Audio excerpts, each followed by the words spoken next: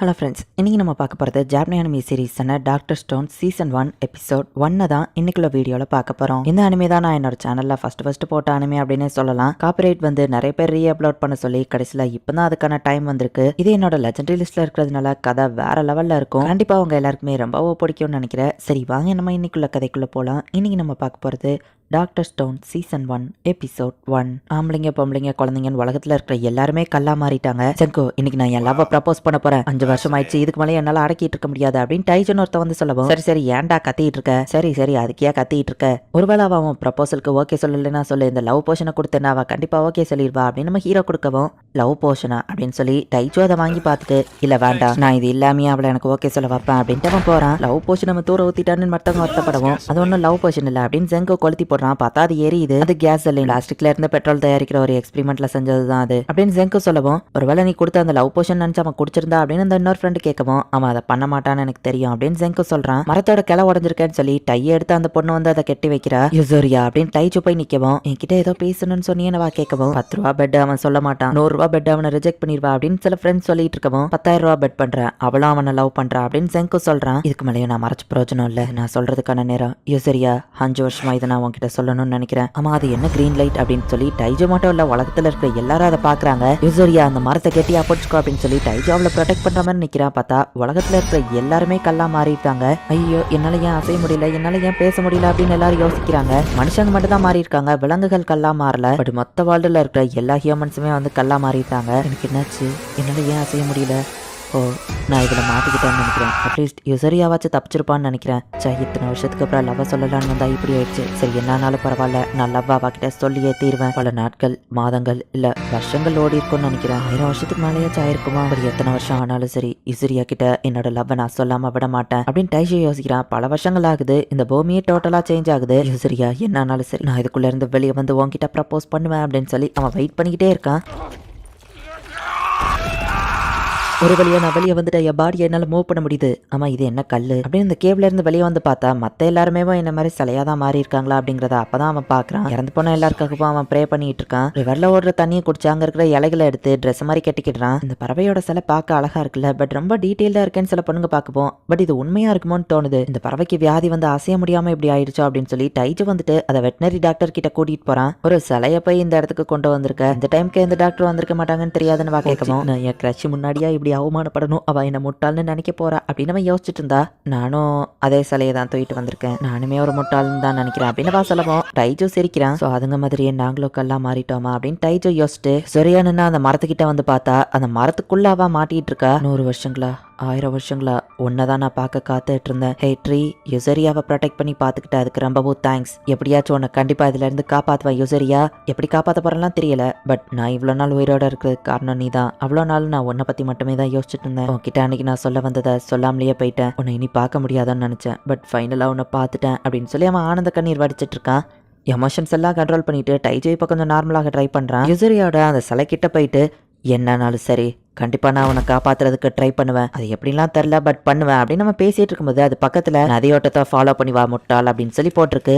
பார்த்தா செங்கோ அங்க நின்றுட்டு இருக்கான். ஹலோ பிக் ஆஃப் அப்படின்னு செங்கோ சொல்லவோ, செங்கோ அப்படின்னு நம்ம கட்டிப்பிடிக்க, ஓட்ட துணி இல்லாம என்னால அது கட்டிப்பிடிக்காதடா அப்படின்னு சொல்லி செங்கோவோட தள்ளி விடுறான். பல வருஷங்களா தூங்கிட்டு இருக்க, இன்னைக்கு டேட் அக்டோபர் 5738 அப்படின்னு செங்கோ சொல்லவும், உனக்கு எப்படி தெரியும், கேலண்டர் போன் எதுவும் வச்சிருக்கியான்னு கேட்கவும், பிக் ஆஃப் நான் அதை கவுண்ட் பண்ணேன் அப்படின்னு செங்கோ சொல்றான். 4, 5 இல்ல, திரும்பவும் நான் என் கான்ஷியஸை இழக்கிறேன். ஒவ்வொரு 8000 செகண்ட்ஸ்க்கும் நான் என் கான்ஷியஸை இழக்கிறேன். என் திங்கிங் அண்ட் கான்ஷியஸ்னஸ் ரெண்டுத்தையும் நான் அவேக்னிங்காக வச்சிருக்கணும்.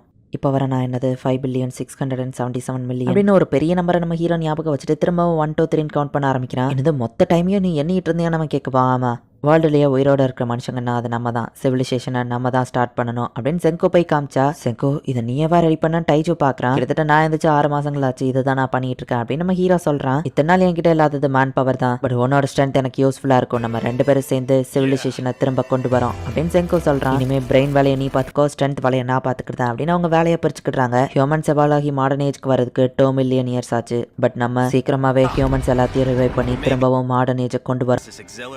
get excited.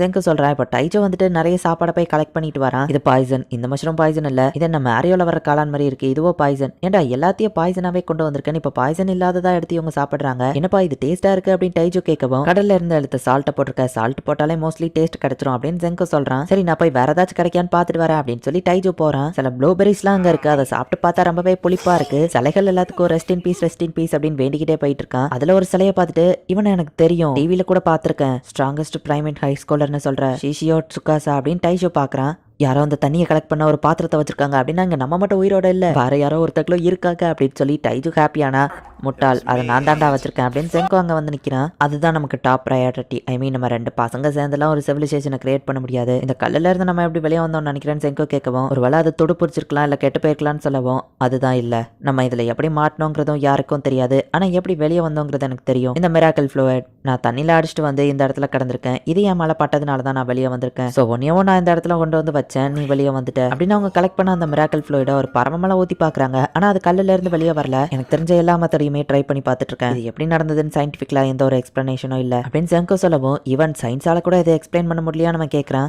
சயின்ஸுக்கு தெரியாததுன்னு எதுவுமே இல்ல, அது எல்லாமே ஒரு ஸ்லோ ப்ராசஸ் தான், பட் கண்டிப்பா நம்ம கண்டுபிடிச்சிடலாம். அந்த மிராக்கல் ஃப்ளூயிடுங்கிறது ஒரு நைட்ரிக் ஆசிட் தான், நமக்கு எத்தனை நீட்டல் தேவை அப்படின்னு நம்ம சொல்லவும், நீ கேட்கிற ரெண்டுமே ஆல்கஹால் தானே, ப்ளூபெரிஸ்ல இருந்து நம்ம ஆல்கஹாலை தயாரிக்கலாம்ல அப்படின்னு டைஜோ சொல்லவும், செங்கோவும் கொஞ்சம் கொஞ்சமா அந்த திராட்சை எல்லாத்தையும் போட்டு நச்சிட்டு இருக்கான். டைஜோ ஸ்ட்ரென்த்தை யூஸ் பண்ணி அந்த ப்ராசஸை ஃபாஸ்ட் ஆக்குறான். நம்ம எந்த லெவலுக்கு இதை அதிகமா ப்ராசஸ் பண்றோமோ அந்த லெவலுக்கு ஆல்கஹால் ரொம்பவே பியூரா இருக்கும் அப்படின்னு செங்கோ சொல்லிட்டு, காலத்துல இதை பண்ணியிருந்தோம், கள்ளசாராய காய்ச்சறோம், போலீஸ் பிடிச்சிருக்கோம், சியர்ஸ்ன்னு செங்கோ அதை குடிக்கவும், அப்படி பார்த்தா அன்ரேஜ்ல இருக்கிறவங்களும் ட்ரிங்க்ஸ் குடிக்க கூடாதுலாம் டைஜோ கேட்கறான். எனக்கு தான் 3728 வயசு இல்ல அப்படின்னு செங்கோ சொல்லவும், அட ஆமா இல்ல அப்படின்னு டைஜோ அதை குடிச்சு பார்த்தா நல்லாவே இல்ல, இதை நம்ம பியூரா ரெடி பண்ணணும்னா அதுக்கு டிஸ்டிலேஷன் பண்ணணும், நம்ம கோல் இப்போதைக்கு பிராண்டி தயாரிக்கிறது, டிஸ்டிலேஷன் பண்றதுக்கு நமக்கு ஒரு பாத்திரம் மாதிரியான பானை தேவை, அதை தயாரிக்கிறது ரொம்பவே ஈஸி, 10 பில்லியன் இந்த ப்ராசஸ் அப்படின்னு நம்ம ஹீரோ பேசிட்டு இருக்கும் போதே அது உடஞ்சு விழுது. ஸோ ஹீட் பண்ணா உடையாத மாதிரி கிளேவை வந்துட்டு இன்னும் ஸ்ட்ராங்கா மாத்தி பானையை செய்யறாங்க. சாப்பிடுறது வேலை பார்க்கறது ஆராய்ச்சி அப்படின்னு சொல்லி கண்டினியூஸா இவங்க பண்ணிட்டு இருக்காங்க. நாட்களும் போய்கிட்டே இருக்கு. பனிக்காலத்திலயும் சாப்பிட்டு அவங்க சர்வைவ் ஆகணும், அதுக்கு தேவையான விஷயங்களையும் பண்ணிட்டு இருக்காங்க. டைஜோ அப்பப்ப போயிட்டு யுசிரியாவோட சிலையை பார்த்துட்டு வந்துட்டு இருக்கான். தாடி அதிகமா வளரவும் ஷெல்ஸை வச்சு நம்ம ஹீரோ அவனுக்கு கட் பண்ணி விடுறான். பட் டைஜோட மூஞ்சி வீங்கிருது. அந்த மிராக்கல் ஃப்ளோயோட இவங்களும் ஒவ்வொரு மாதிரி ட்ரை பண்ணி பரமமெல்லாம் ஊத்தி பாக்குறாங்க.